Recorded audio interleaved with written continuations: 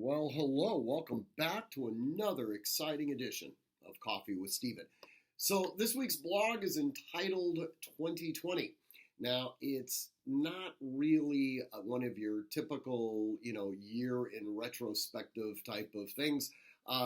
Trust me when I tell you that I fully understand that most of you are intimately aware of all of the things that happened in 2020 and probably have no real interest in reliving the experience.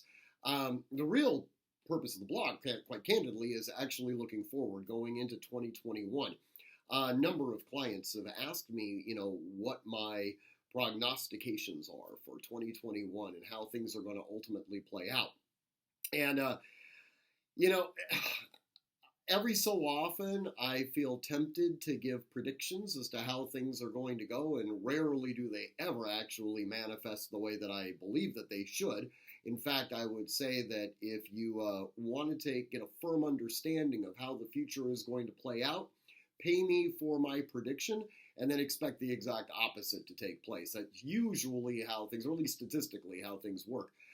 That notwithstanding, there are some themes, I think, that originate in 2020 that can be extrapolated into 2021. And in the blog, I talk about, obviously the upcoming Biden presidency, notwithstanding some sort of bizarre parliamentary inactions that could conceivably take place, next week. It's not outside the realm of possibilities, although it's highly unlikely. And then, the whole issue with COVID and moving forward. And what most of you are really, really focused on, understandably, is gun control and how this is going to take place both at a federal as well as a state level.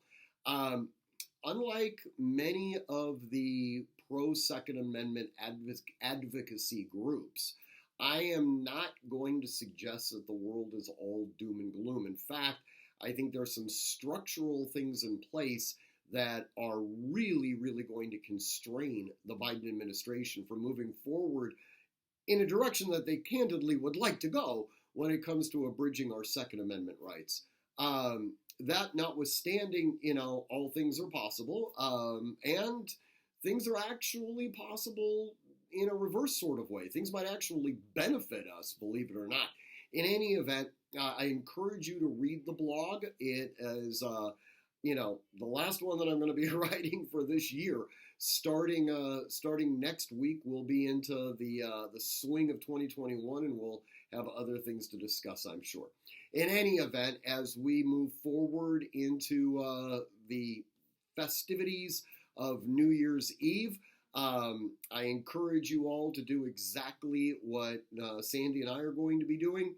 Staying in our house, surrounded by 6 West Point cadets with concertina wire laid out in front, and probably 3 or 4 of them doing rotating, sections of manning watch, ensuring that, roving packs of gangs don't attack our home.